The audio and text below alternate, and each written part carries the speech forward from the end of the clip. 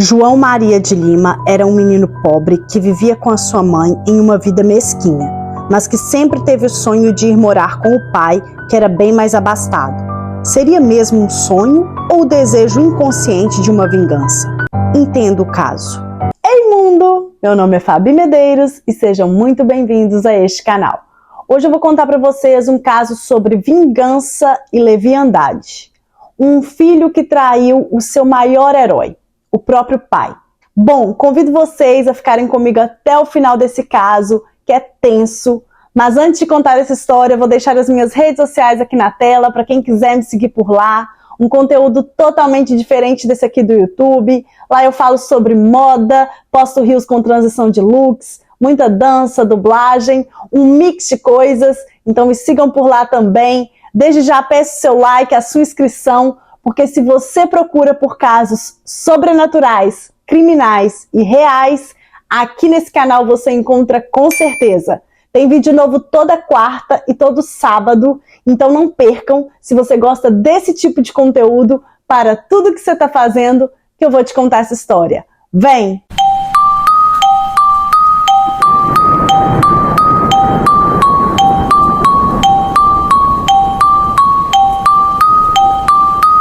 A história de hoje se passou em Natal, no Rio Grande do Norte. João Maria era um garoto franzino e cresceu ao lado da mãe e do padrasto. A família não tinha dinheiro, então o garoto teve uma infância paupérrima, chegando inclusive a passar fome. Ele sempre teve o sonho de sair da pobreza e ir morar com o pai. Quando João Maria de Lima completou 17 anos, ele finalmente teve o seu sonho realizado e se mudou para Natal e foi morar na casa do pai.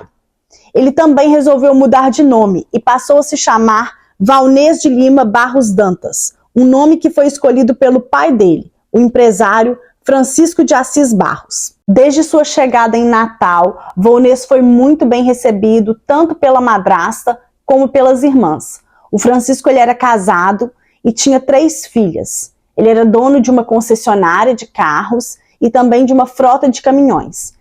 Então, assim, ele tinha uma vida estável, uma vida confortável e ele queria dar o melhor para o seu filho. Não encontrei em nenhuma fonte se existiu uma relação entre pai e filho durante a infância do Valnês. Porém, fato é que 17 anos depois, o Francisco decidiu que ia ajudar a criar o filho.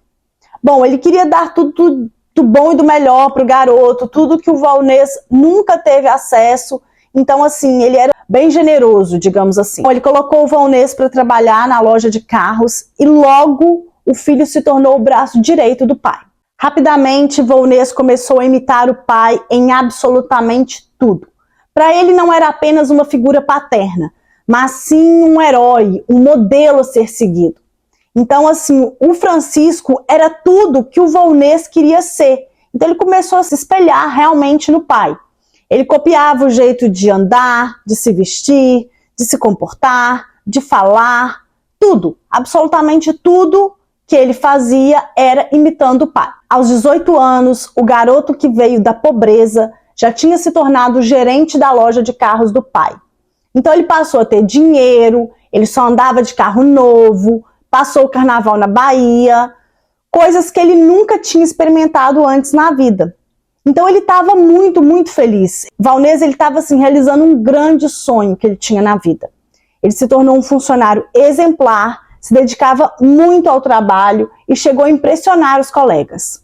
Porém, o que antes era muito, passou a ser pouco para Valnês. Ele começou a roubar do próprio pai.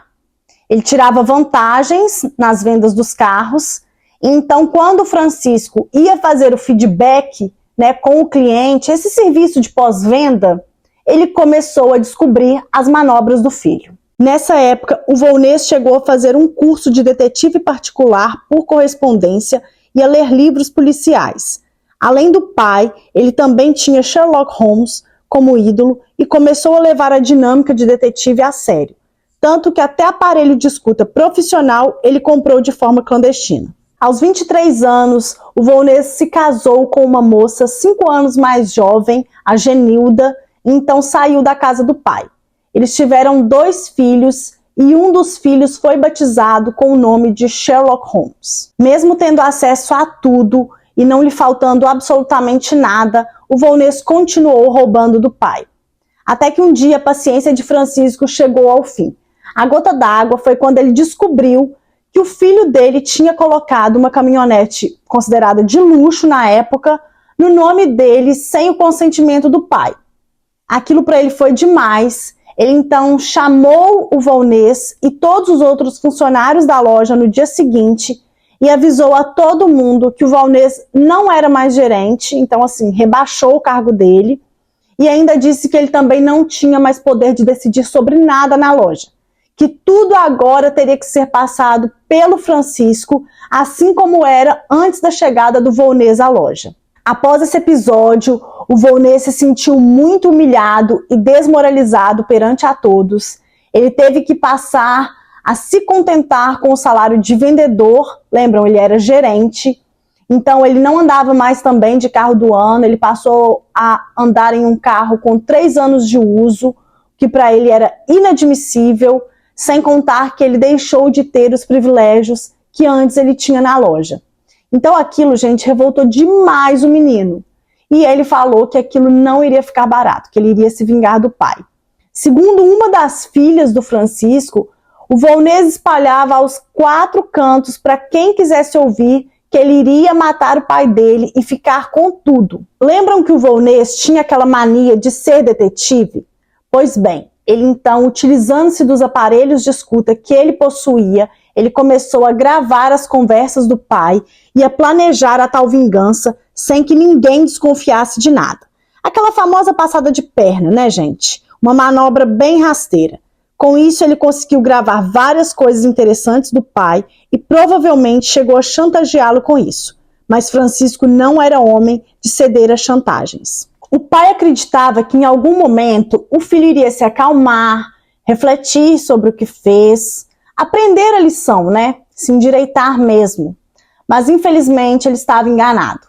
Volnês, na verdade, gente, ele tinha pavor de ver o pai feliz. Antes do fatídico dia, o Francisco terminou o casamento dele, né, e iniciou um novo relacionamento.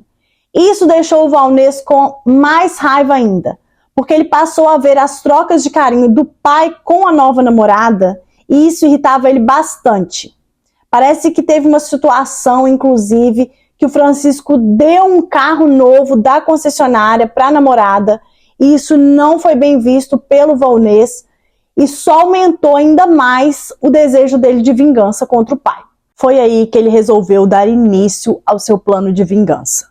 Ele passou a treinar e copiar a assinatura do pai e conseguiu roubar a chave da casa de Francisco e fez uma cópia.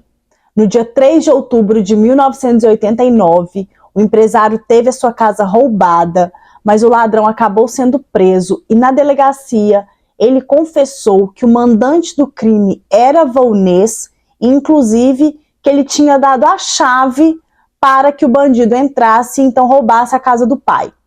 Bom, ao saber disso, Francisco não só pediu que a queixa fosse retirada, como também que o ladrão fosse solto. A partir daí, ele começou a ter medo real das ameaças do filho e calou-se. É bastante complicado.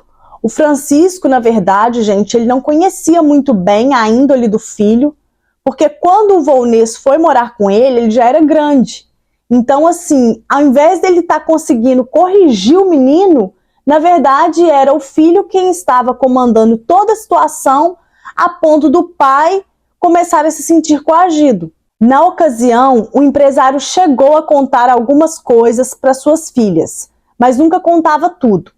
Enquanto isso, o plano de vingança de Volnês estava sendo arquitetado. O garoto contratou 2 homens que iriam dar fim à vida do empresário, o mecânico Wilson e seu ajudante Valmir. Os 2, inclusive, davam polimento nos carros da concessionária de Francisco. Então, assim, gente, o plano era para que tudo parecesse um assalto, mas nem tudo ocorreu como planejado. Porque os caras, gente, eles não eram pistoleiros profissionais. Então, assim, no dia e hora marcado, eles foram até lá para poder executar o Francisco, mas eles não conseguiram porque eles simplesmente ficaram tão nervosos que eles não deram conta de descer do carro a tempo. Então, quando eles voltaram e contaram para o Volnês o que tinha acontecido, o garoto ficou muito nervoso. e disse que uma segunda tentativa seria feita no dia seguinte. No outro dia, Wilson e Valmir se encontraram às 7h30 da manhã, perto da loja de Francisco, conforme combinado. O plano era matar, mas o Valmir ele desistiu da ideia e ele foi embora. Mas o Volnez estava decidido a tirar a vida do pai. Então, uma terceira tentativa foi marcada. No dia 3 de setembro de 1990, os dois bandidos já estavam à espera de Francisco.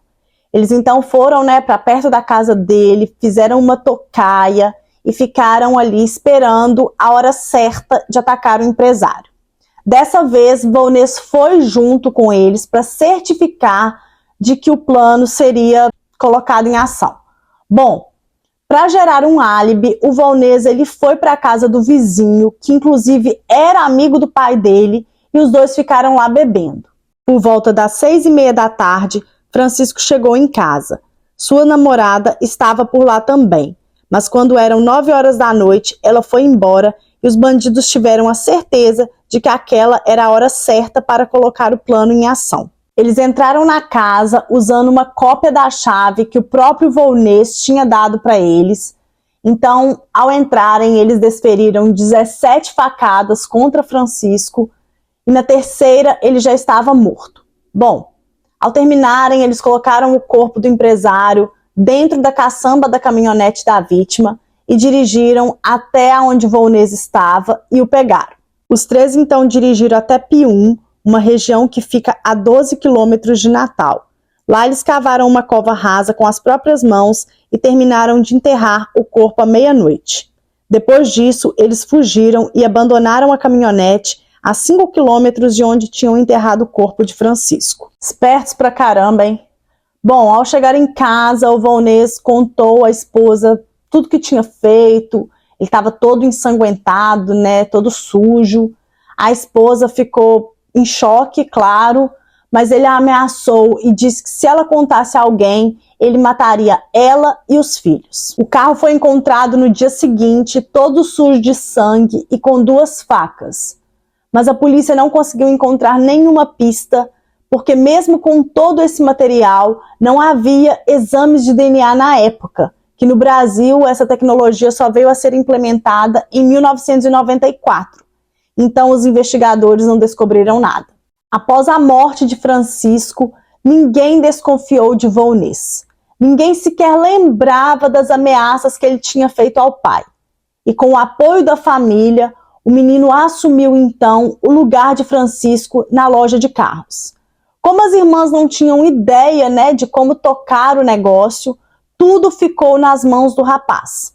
Acontece que ele parou de repassar a parte que cabia a elas das vendas dos carros. Então, com isso, ele começou a gastar muito dinheiro e como não tinha ali o pai mais para poder puxar o freio, em 1 ano o Volnez quebrou todo o patrimônio da família. 2 anos depois, a esposa de Volnez, a Genilda, ela resolveu procurar a polícia. Ela já não aguentava mais e denunciou as ameaças feitas pelos agiotas do marido. E contou tudo o que ela sabia sobre a morte do sogro à polícia. No mesmo dia, Volnez, Valmir e Wilson foram presos, mas ainda faltava encontrar o corpo de Francisco. Um agricultor encontrou moçada na região de Pium e a família do empresário resolveu enviar o material para os Estados Unidos para que fosse feito um exame de DNA, o qual comprovaria ou não se o corpo era mesmo de Francisco. Só que esse resultado demorou 1 ano e 4 meses para sair e confirmar que os ossos eram mesmo do empresário. E já completado 1 ano de prisão e devido à demora, o tribunal entendeu que havia excesso de prazo para a conclusão do inquérito. Volnez foi então liberado no dia 20 de maio de 1993 e obviamente vazou de Natal. Já Wilson conseguiu liberação para visitar a mãe e nunca mais voltou para a cadeia. O outro comparsa, Valmir, foi condenado a 23 anos de reclusão, mas como havia cumprido 1/3 da pena, foi libertado. Não consegui encontrar o ano, mas a polícia conseguiu capturar Volnez novamente e em 2005 saiu a sua condenação de 22 anos e 6 meses de reclusão, mas que caiu para 19 anos e 6 meses de reclusão. Em nenhum momento Volnez entendeu que o pai queria dar apenas um corretivo nele. Muito pelo contrário, na cabeça do rapaz, Francisco o envergonhou perante a todos e tirou suas regalias. E, infelizmente, o único caminho que ele encontrou para resolver essa situação foi eliminando o pai de vez. Em contrapartida, Francisco passou 17 anos sem criar o filho. E quando finalmente resolveu ser o melhor pai para o garoto, infelizmente não teve mais tempo para isso. Pode ser que para Volnez já fosse tarde demais. Bom, esse foi o caso de hoje. Eu espero que vocês tenham gostado. Se você gostou, por favor, deixe seu like, se inscreva aqui no canal, que aqui tem vídeo novo toda quarta e sábado. Comenta aqui embaixo se você já conhece essa história. Se eu acabei esquecendo alguma informação, gente, por favor, fiquem à vontade também para colocar aqui nos comentários. Dessa vez eu procurei fazer um vídeo com bastante imagens, porque muitas pessoas, escreveram que estava faltando imagem, então procurei melhorar isso no vídeo. E também algumas outras coisas que eu andei vendo. Bom, eu espero que vocês tenham gostado de verdade. A gente se vê então num próximo vídeo. Fui!